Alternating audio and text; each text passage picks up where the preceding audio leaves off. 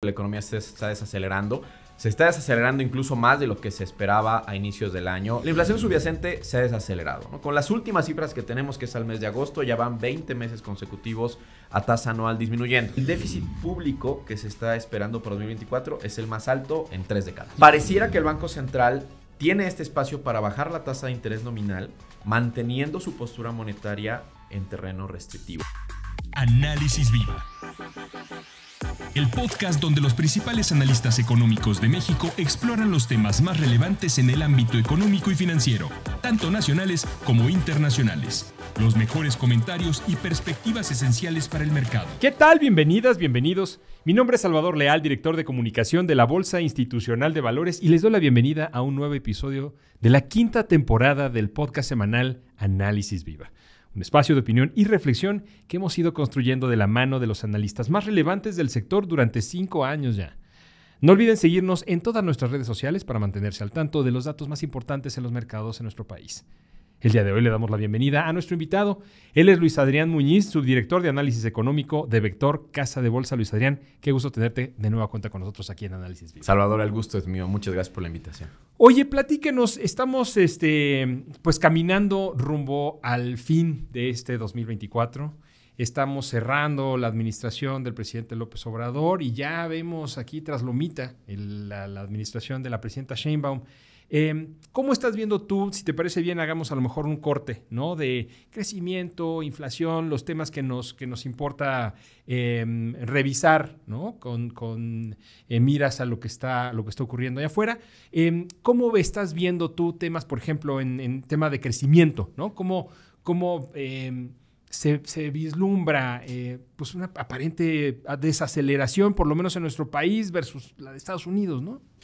Mira, yo creo que en la parte de crecimiento económico hay relativo poco debate, ¿no? O sea, parece que es relativamente claro que la economía se está desacelerando. Se está desacelerando incluso más de lo que se esperaba a inicios del año. La Secretaría de Hacienda, por ejemplo, es la más sorprendida de esta desaceleración. Y esta desaceleración viene por varios lados. Viene por el lado de la inversión, si lo queremos ver por el lado de la demanda. La inversión fija se está desacelerando un poco, tanto por el lado público como privado. Marcadamente el público. Es natural, digamos, ya está cerrando el sexenio. Muchos proyectos también se están cerrando y por eso está desacelerando este rubro de la demanda agregada. Si lo vemos por el lado de la oferta, también vemos una manufactura débil, en línea un poco con lo que estamos viendo en la economía de los Estados Unidos.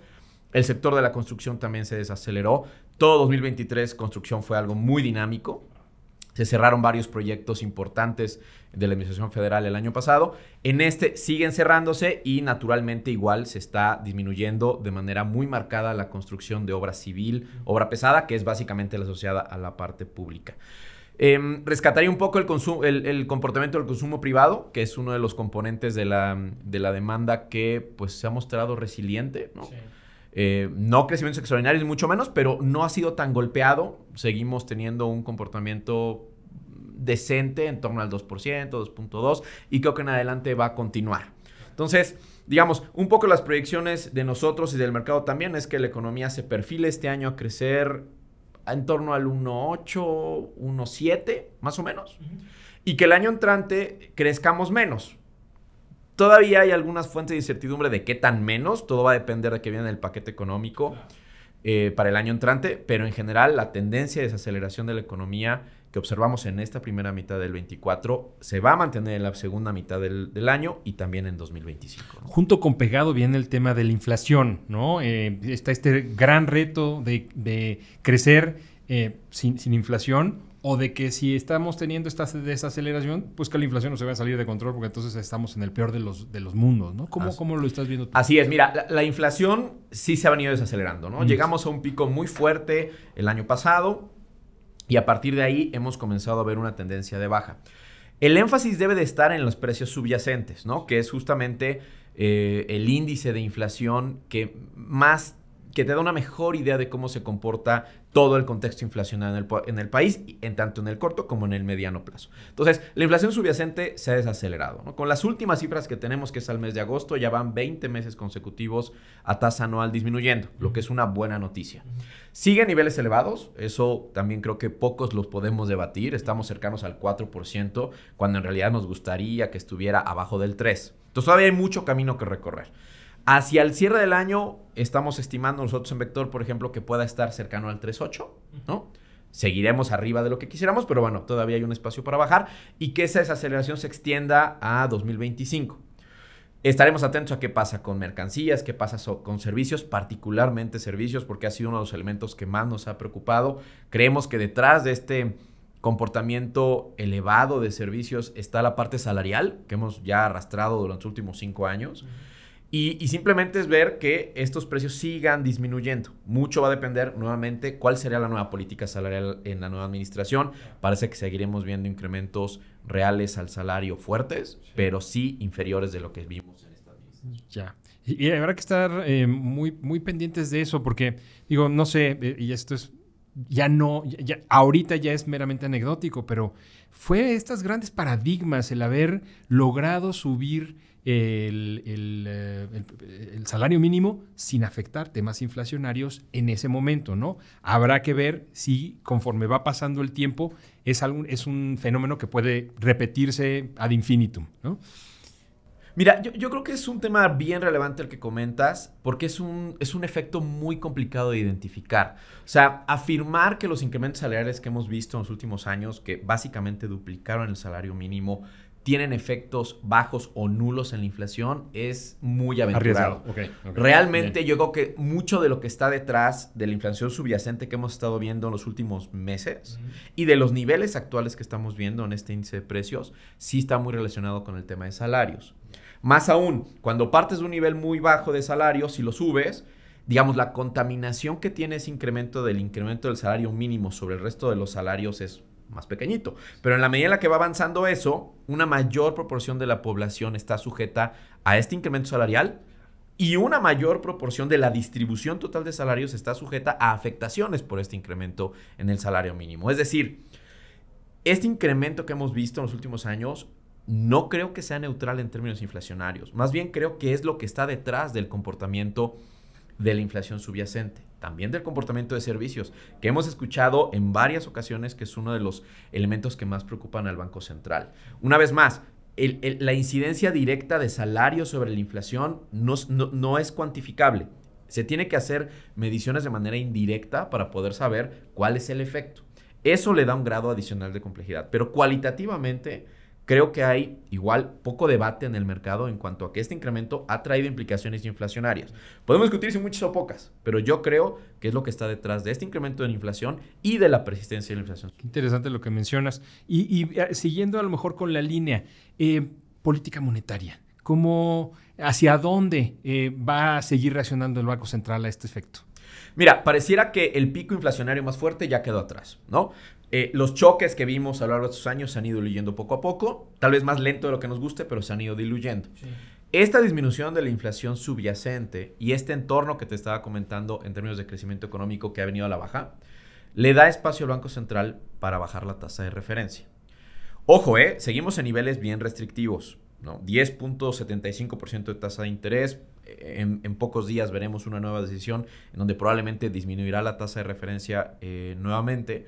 Sigue estando en terreno restrictivo, ¿no? Entonces, pareciera que el Banco Central tiene este espacio para bajar la tasa de interés nominal, manteniendo su postura monetaria en terreno restrictivo. ¿Y por qué restrictivo? Porque la inflación subyacente sigue en niveles muy altos. Como te comentaba hace unos minutos, a todos nos gustaría ver la inflación subyacente abajo del 3%. De preferencia en 2,5 o 2. ¿Por qué? Porque ese es el nivel que es consistente con un nivel de inflación general más cercano a lo que el Banco Central le gustaría observar, ¿no? Al menos dentro del intervalo de tolerancia. Entonces, en tanto no veamos una inflación subyacente abajo del 3, 2,5, no vamos a ver una inflación general cerca o dentro del intervalo de tolerancia de manera sostenida. Mientras que eso no pase, la tasa de referencia debe de mantenerse en un terreno restrictivo, que es lo que el Banco Central está haciendo. Lo que ahorita estamos observando es un ajuste, digamos, un ajuste fino en la tasa nominal para tratar de bajarle un poco el costo a la economía y de alguna manera no frenarla más de lo que deberíamos en un contexto en que de por sí se está desacelerando, ¿no? Y finalmente, si te parece bien para cerrar el podcast, platícanos un poquito de cómo estás viendo pues algo que pareciera más nebuloso, que tiene que ver con la política fiscal, ¿no? Finalmente vienen ahí algunas prioridades de la nueva administración y las finanzas públicas no sé cómo las estás leyendo tú. Pues mira, en términos de política monetaria hay 2 o 3 cosas muy ciertas que hay que tener en mente. Una, es un tema que se ha deteriorado en los últimos años y que de alguna manera el mercado creo que no le ha dado la atención suficiente, ¿no? Porque pareciera que, aunque se ha deteriorado, todavía no estamos en niveles de mucha preocupación. Pero en la medida en la que persiste el deterioro, pues nos vamos a acercar a ese momento, ¿no? El segundo elemento importante es que el déficit público que se... Esto es política fiscal, ¿verdad? Política fiscal. Ok, ya. El siguiente elemento es el déficit público que se está esperando para 2024 es el más alto en 3 décadas, ¿no? Entonces, hay una necesidad real vista desde el sector público, desde el sector privado, vista desde las calificadoras de disminuir el déficit para el año entrante. Porque el nivel es alto y el mantenerlo en esos niveles trae consigo una dinámica adversa para la deuda pública y a su vez para la calificación crediticia. Entonces, el segundo punto relevante es muy alto el déficit, tiene que bajar. Y el tercero no es fácil bajar un déficit público. Menos aún cuando traes una dinámica de gasto público o de gasto social que se ha venido incrementando sostenidamente desde hace algunos años. Entonces, aquí hay un reto muy relevante para la Secretaría de Hacienda y para la nueva administración. Todo el mundo sabe que tiene que bajar el déficit. Todo el mundo quisiéramos que lo bajara al 3% como nos prometió la Secretaría de Hacienda en marzo-abril pasado. ¿Qué tan factible es? Es muy complicado. Lo han comenzado a matizar hace algunas semanas. Claudia Sheinbaum dijo que podrían bajarlo a 3.5, ¿no? Algunas calificadoras se han pronunciado diciendo, bueno, estamos esperando un 4. La realidad es que todavía no lo sabemos, ¿no? O sea, viene la entrega del paquete económico en noviembre de este año. Ahí es donde vamos a ver realmente a dónde va a llevar el nuevo gobierno el déficit público para el 25 y en adelante. Y ahí es donde veremos el tamaño de los esfuerzos que van a hacer. Hay 2 maneras de bajarlo. O recortas el gasto o subes el ingreso. Recortar el gasto está complicado, ¿no? Incrementar el ingreso también lo está, porque no hay una reforma fiscal. Claro. Entonces, aún si viésemos algún tipo de esfuerzo por parte del gobierno federal de hacer alguna miscelánea fiscal, algún ajuste fiscal pequeñito, pues no va a ser suficiente para bajar el déficit 3 puntos porcentuales del PIB. O sea, es que 3 puntos porcentuales del PIB es algo enorme. Es más, podríamos incluso argumentar que si efectivamente pasan del 6 al 3 el año entrante de déficit público como proporción del PIB, y efectivamente lo cumplen, pues la economía va a estar en un riesgo relativamente importante de caer en recesión. Entonces, tiene la Secretaría de Hacienda que afinar ese tema de ver hasta dónde lo puedo bajar con mi margen de gasto, con el margen que podría llegar a tener de ingresos, sin llegar a tirar la economía demasiado, ¿no? Sí. Oye, yo creo que ahora sí que te luciste con todos los temas. Yo te agradezco mucho que nos hayas acompañado en este podcast y estaremos al pendiente de lo que pase. Como bien dices, yo creo que esta última parte es muy relevante. Los mercados reaccionarán a este porcentaje y a esta disminución. Alta, baja, chica, grande, no lo sabemos, pero será algo que esperar y que ver con mucha atención. Muchas gracias, Luis Adrián. Gracias a ti, Salvador. Él es Luis Adrián Muñiz, subdirector de análisis económico de Vector Casa de Bolsa. Y a ustedes muchas gracias también por escucharnos. Si el episodio fue de su agrado, no olviden dejar una reseña, un like en cualquiera de las plataformas desde la que nos escuchen o compartirlo a sus contactos y amigos. La producción de este podcast estuvo a cargo de Rogelio Unzueta. Agradecemos a nuestros ingenieros en audio y video Héctor García y Omar Vieira. Los acompañó Salvador Leal y esto fue Análisis Viva. Hasta la próxima. La Bolsa Institucional de Valores presentó Análisis Viva.